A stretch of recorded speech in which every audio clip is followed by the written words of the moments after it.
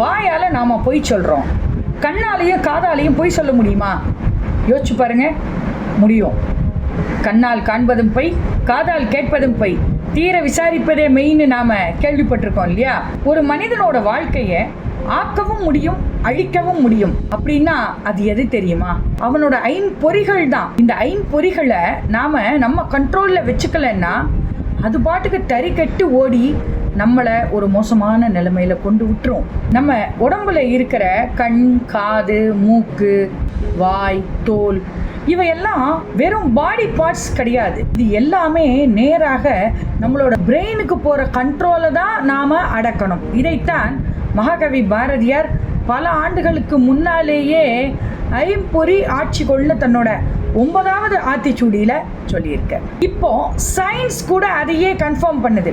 இப்போ இன்ஸ்டாகிராம் பார்க்குறீங்க, ரீல்ஸ் பார்க்குறீங்க, இதை பார்த்துட்டே இருக்கும்போதே உங்களுடைய பிரெயினில் டோபாமைன் அப்படின்னு ஒரு கெமிக்கல் ரிலீஸ் ஆகும். இதுதான் உங்களோட டெம்பரரி ஹாப்பினஸை கொடுக்குது.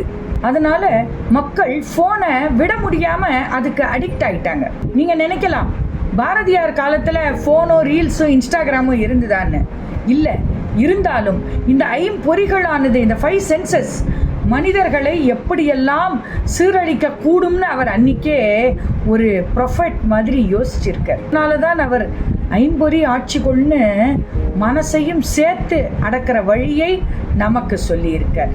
ஏன்னா பாரதியார் எழுதினது ஒரு சாதாரண ஆத்திச்சூடி கிடையாது.